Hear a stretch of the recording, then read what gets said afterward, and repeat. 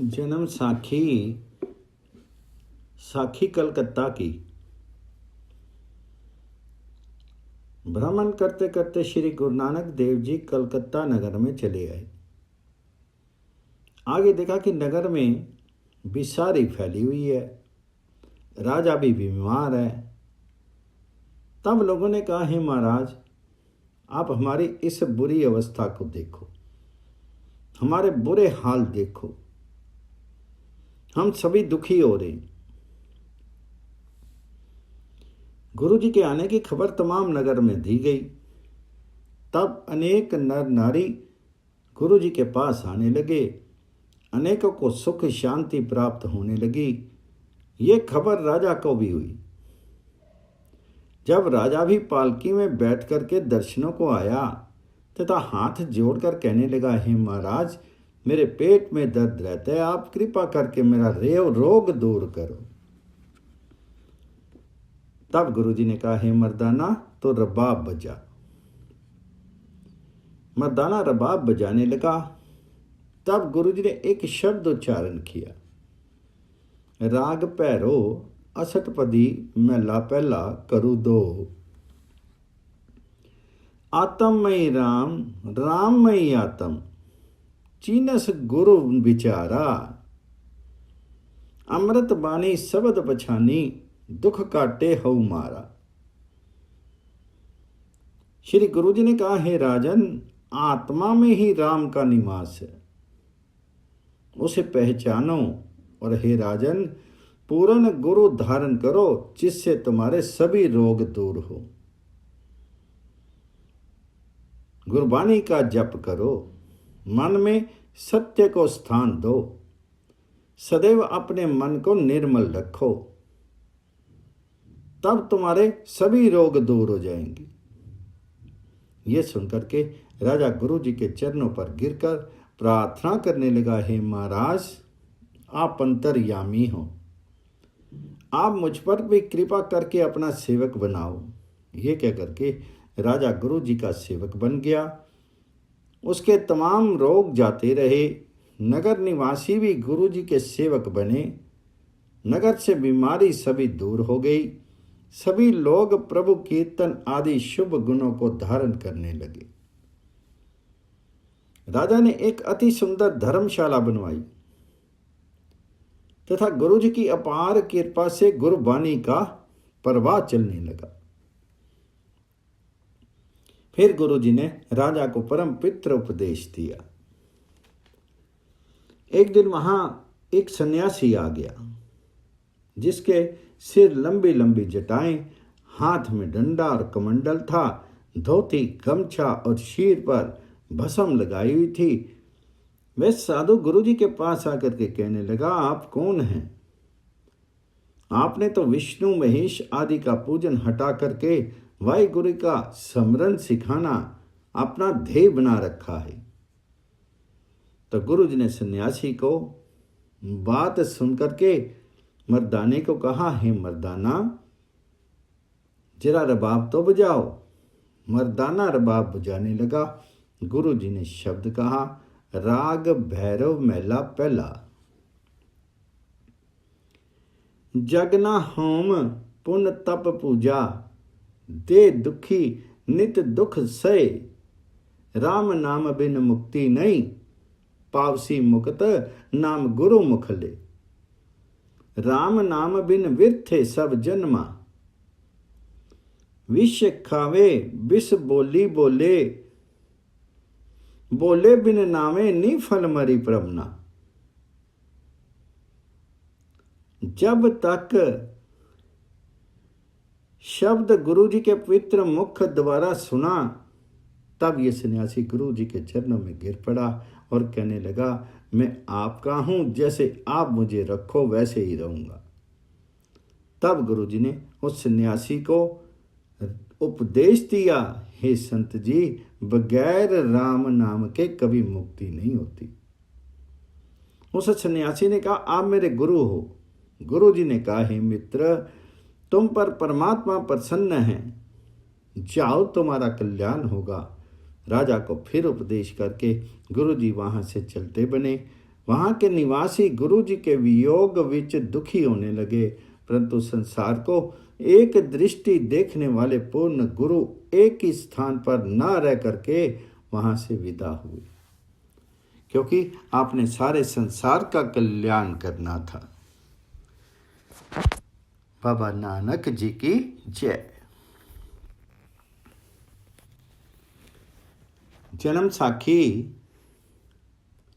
सैयद जलाल की साखी। बाले ने फिर कहना आरंभ किया, हे गुरु अंगद देव जी महाराज, एक दिन गुरु नानक देव जी महाराज सैयद जलालुद्दीन उच्च के पीर के पास जा पहुंचे। प्रातःकाल स्नान आदि करके गुरु जी बानी का पवित्र पाठ करने लगे। तब एक सिंधी जल लेने को आया। उस समय गुरु जी ये तुक पढ़ रहे थे, शिरमुख वाक्य, गुरुमुखी नादम गुरुमुख वेदम गुरुमुखी रेया समाई, गुर ईश्वर गुर गोरख ब्रह्मा गुर पार्ति माई, जे हो जाना आखा नाई, कहना कथनु न जाई, गुरा एक दे बुझाई, सबना जिया का एक दाता, सो मैं बिसर न जाई, पाताला पाताल लख अगासा अगास, ओढ़क ओढ़क भाली थके वेद कहनी एक बात, सहस 18 कहनी कतेबां, असूलू इक्को बात, लेखा होई तां लिखिए लेखे होई विनाश, नानक वड्डा आखिए आपे जाने आपू। गुरु जी ने वाणी तो और भी पढ़ी। वह सिंधी 2 स्थानों पर ही अटका, एक तो गुरुमुखा और दूसरे पाताला, एक तो गुरुमुखा और दूसरे पाताला आकाशा। इन शब्दों पर तब वह सिंधी अपने पीर के पास गया। पीर ने कहा, हे बेटा, आज तो कुछ देर करके क्यों आया? तो उसने कहा, हे पीर जी, आज मुझे एक बहुत ही हैरानी है। पीर ने कहा, हैरानी किस बात की है, बताओ। तो सिंधी ने कहा, हे पीर जी, एक हिंदू साधु ने नदी पर स्नान करते करते कुफर के शब्द कहे हैं। पीर ने कहा, हे पुत्र, उस काफर ने क्या बकाया? तो सिंधी ने कहा, आपने तो 14 तबक कहे हैं तथा कुरान शरीफ में 14 तबकों का जिक्र है। उसने तो लाख लाख कहे हैं। यह महान असत्य सुन करके आया हूं। तो पीर ने कहा, वह हिंदू फकीर अब कहाँ है?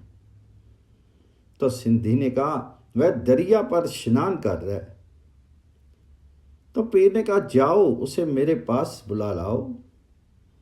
सिंधी दरिया की ओर चला, परंतु गुरुजी तो पहले ही इसी ओर आ रहे थे। सिंधी ने कहा, हे संत जी, मेरे पीर साहब आपको याद कर रहे हैं,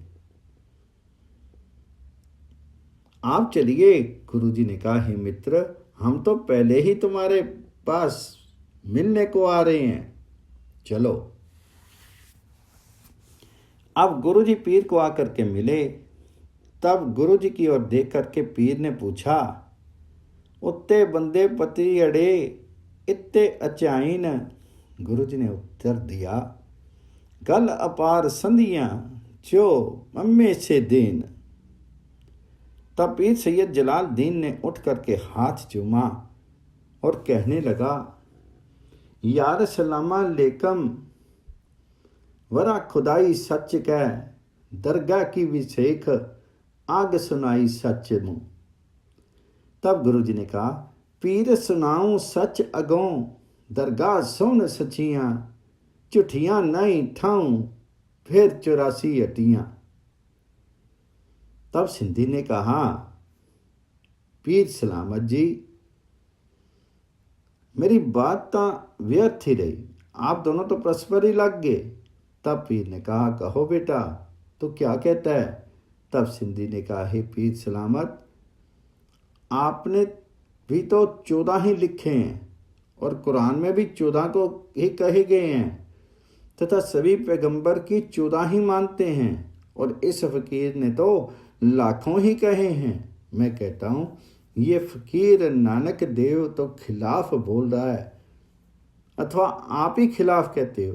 तो पीर ने कहा बेटा खिलाफ कोई भी नहीं, जिसे 14 का ज्ञान है वह 14 ही कहेगा और जिसको लाखों का ज्ञान प्राप्त हुआ है वह लाखों को कहते हैं। फिर पीर ने गुरु जी को कहा हे नानक देव जी लाखों के आगे क्या है। तब गुरु जी ने कहा लाखों के आगे को अंत है, उसके आगे मुझे ज्ञान नहीं। फिर पीर जी ने सिंधी को कहा हे बेटा इन नानक देव को भी लाखों तक का ही पता है, उसके आगे नहीं।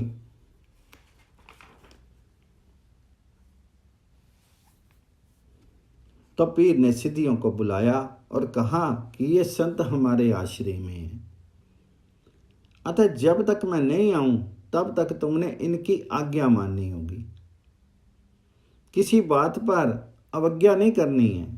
तब पीर ने कहा अच्छा हम चलते हैं। गुरु जी ने कहा आप कहाँ जा रहे हैं। तो पीर ने कहा मैं गुरुमुखों का भावार्थ जानने के लिए जा रहा हूँ। तो गुरु जी ने कहा हे पीर कहाँ जाओगे। तब पीर ने कहा हम अमुक स्थान पर जाएंगे और गुरुमुखों का मान समझ कर लाएंगे। गुरु जी ने कहा आपने समुद्र मार्ग से जाना है। तब पीर ने अपने कंठ में एक कंठा डाला और सिर पर कुला पहना, हाथ में आसा ले लिया, पाँव में कोसे पहन लिए और मुसल्ला बगल में दबा लिया और मक्के की ओर रवाना हो गए।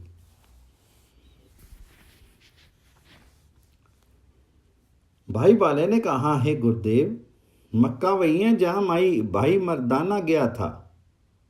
गुरु जी ने कहा हाँ वही मक्का है। तब बाले ने कहा हे गुरु जी वह पीर मक्के में जाकर के किससे पूछ कर आएगा। तो गुरु जी ने कहा हे बाला ये पीर भक्ति में स्वयं पूर्ण है, परंतु इसका जो पीर है वह पूर्ण नहीं है। इतने में सैयद जलाल ने कहा हे खुदाबंद यदि ये जलाल पहाड़ से जा लगे तो हम इस पहाड़ को भी सैर कर लें। इतने में देव इच्छा में जहाज पहाड़ से जा लगा। जहाज में से आवाज आई जिसने उतरना हो वह जहाज से उतर सकता है। पीर तत्क्षण उतर करके उस पर्वत पर चढ़ गया। ऊपर बहुत सुंदर स्थान देखा जहां साम्या बिछी है और मनसद भी सुंदर बिछ रही है। सामग्री सभी है परंतु वहां रहने वाला कोई भी नहीं। तब पीर ने मन में सोचा ये पदार्थ अकेले नहीं है, ये अवश्य कोई आएगा यहाँ। फिर सैयद जलाल उतर करके समुद्र की सैर करने लगा। समुद्र में वर्षा होती देख करके सैयद ने कहा हे खुदा जहाँ वर्षा की आवश्यकता है वहाँ तो एक बूंद नहीं गिरती, अथवा जहाँ आवश्यकता नहीं है वहाँ प्रतिक्षण वर्षा होती रहती है। पीर के इन शब्दों से वर्षा हट गई। जब पीर फिर पर्वत पर चला गया तब वहां देखा कि बहुत से महात्मा जन अपने अपने आसनों पर बैठ करके ईश्वर की भक्ति में लीन हो रहे हैं। तब पीर भी उनके निकट बैठ गया। अर्धरात्रि के समय देव कृपा से उनके लिए भोजन के थाल उतरे। तब एक ने उठ करके अपने गुरु को नमस्कार किया। गुरु जी ने कहा अरे भोजन आया या नहीं। उसने उत्तर दिया हाँ महाराज भोजन तो आ गया है परंतु हमें संतोष नहीं हुआ। तो गुरु जी ने कहा कि संतुष्ट क्यों नहीं हुए।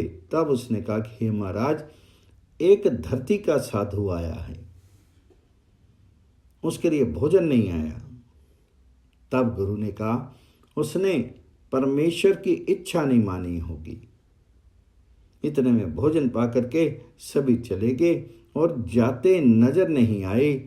जलाल सैयद रात्रि को विश्राम करके पुनः फिर समुद्र की ओर गया। क्या देखता है कि ग्राह जहाज को खींचे लिए जा रहा है और जहाज डूबता जा रहा है। तब जलाल ने कहा, हे खुदा, इस जहाज में वे भी हैं जो अपने परिवार से बिछड़ कर आए हैं, वे भी हैं जिन्होंने ऋण लेकर के सामान भरा है। अगर ये जहाज डूब गया तो तेरे हाथ क्या आएगा? ये बात सैयद ने सुनी तो वह जहाज डूबने से बच गया। प्रातः फिर सैयद उस स्थान पर गया जहां साधु थे। आज किसी के लिए भी भोजन नहीं उतरा। साधु हैरान होकर के अपने गुरु के निकट गए और गुरु को कहा, हे गुरु जी, कल वाला तो अतिथि था, वे आज भी भूखा ही रहे। गुरु ने कहा, अच्छा, उनको यहाँ बुला लाओ, हम देखेंगे कि उससे कौन सा अपराध हुआ है। वह संत सैयद को बुला करके ले गया। तब उस महापुरुष ने पूछा, हे भाई, तू कौन है और अपने आने जाने का परिचय है दे। तो सैयद ने कहा, हे महाराज, मैं उच्च से आ रहा हूं और मक्का जा रहा हूं। महापुरुष ने कहा, हे संत, मक्के में जाने का क्या प्रयोजन है? तब सैयद ने कहा, हे महाराज, मैं गुरुमुखों के लक्षण पूछने जा रहा हूं और साथ ही देखूंगा कि गुरुमुख लोग किस प्रकार के होते हैं। उस संत ने कहा, हे भाई, तुम्हारी आयु कितनी है? सैयद ने कहा, ये तो मुझे कुछ भी ज्ञान नहीं है। तब संत ने कहा, अच्छा, ये बताओ कि तुम इन 2 दिनों को छोड़ करके क्या आगे भी कभी भूखे रहे हो अथवा नहीं? तो सैयद ने कहा, हे महाराज, मैं अपनी आयु में कभी भी भूखा नहीं रहा, यही 2 दिन भूखे व्यतीत किए हैं। फिर उस संत ने कहा, हे भाई, तुम अपने पाप प्रकट करके जलाल से कहा, हे महाराज, मैं तो इन 2 दिनों में समुद्र की सैर ही करता हूँ और तरंगे ही देखता रहा हूँ। एक दिन वर्षा होती देख करके कहा था कि ईश्वर, तू ये क्या करता है? जहाँ आवश्यकता नहीं वहाँ तो वर्षा कर रहा है और जहाँ जरूरत है वहाँ बूंद भी नहीं बरसाता। मेरे इन शब्दों से वर्षा बंद हो गई थी और फिर दूसरे दिन एक जहाज डूबते हुए मैंने देखा। हे खुदाबंद, इस जहाज में अनेक प्राणी हैं जो परिवार करके छोड़ के आ रहे हैं तथा अनेकों हैं ऋण लेकर के माल भर रखा है। भला जहाज डुबोकर तेरे हाथ क्या आएगा? तब जहाज डूबने से बच गया था।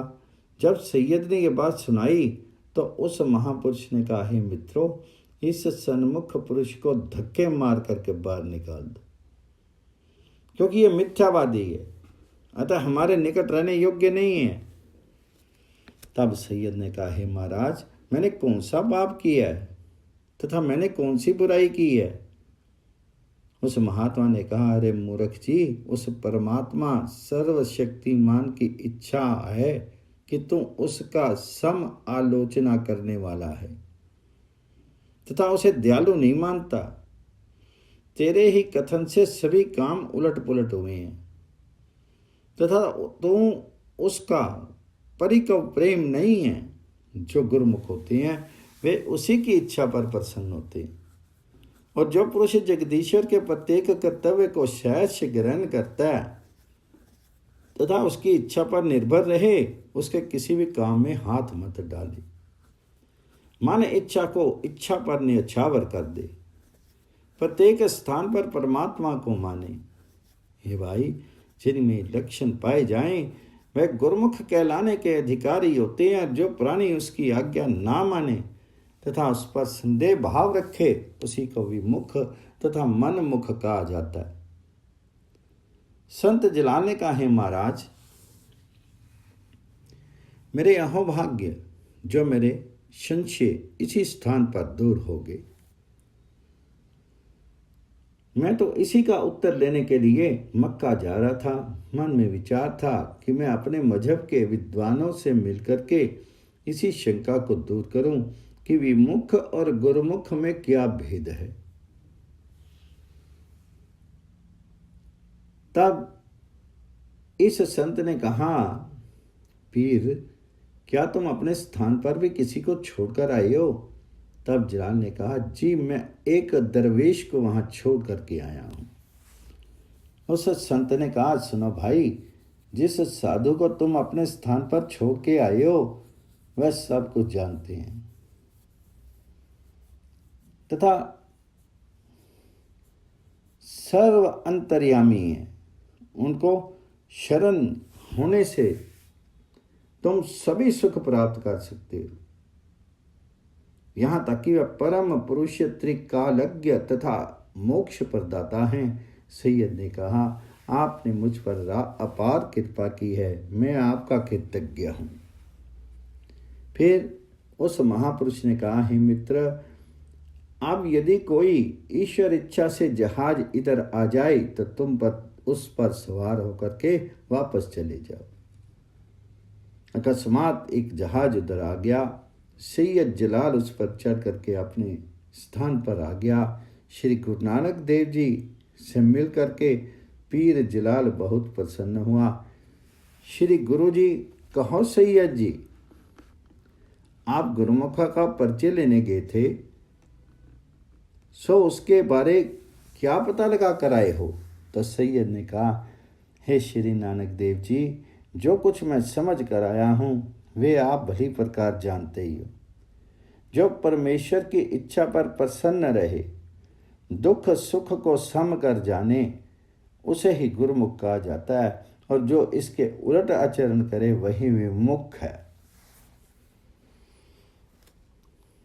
गुरु जी ने कहा, हे सैयद, ये ज्ञान तुम्हें कहाँ से प्राप्त हुआ? तो सैयद ने कहा, हे महाराज, मैंने उस ज्ञान के साथ साथ आपकी पहचान भी प्राप्त कर ली है। आप अंतर्यामी, जगत के आधार रूप हैं। आप सभी कुछ जानने वाले सर्वज्ञ हैं। ये दोनों ज्ञान एक महापुरुष की कृपा से मुझे प्राप्त हुए हैं। इतने कह करके सैयद ने तमाम बातें ब्यौरेवार कह सुनाई। फिर कुछ दिनों के पश्चात श्री गुरु जी ने कहा, हे प्यारे सैयद, अब हम जाना चाहते हैं। तो उसने कहा, हे महाराज, कुछ दिन और कृपा करो। फिर सैयद ने श्री गुरु जी से अनेक परमार्थ की बातें की और संतोष प्राप्त किया।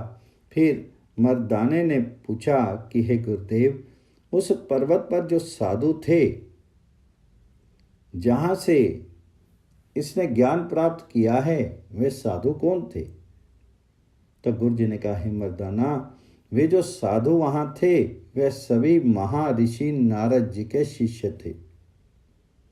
वे पूर्ण साधु हैं। फिर मर्दाने ने कहा, हे गुरुदेव, आपका विचार किधर की ओर जाने का है? तो गुरु जी ने उत्तर दिया, हे मर्दाना, आज तक हमने अपना इरादा कभी नहीं बनाया। उस प्यारे की जिधर आज्ञा हो हम उधर ही चले जाते हैं। जहाँ जगदीश ले जाएं उधर ही जाना हमारा लक्ष्य है। धन्य श्री गुरुदेव जी, धन्य श्री गुरु नानक देव जी।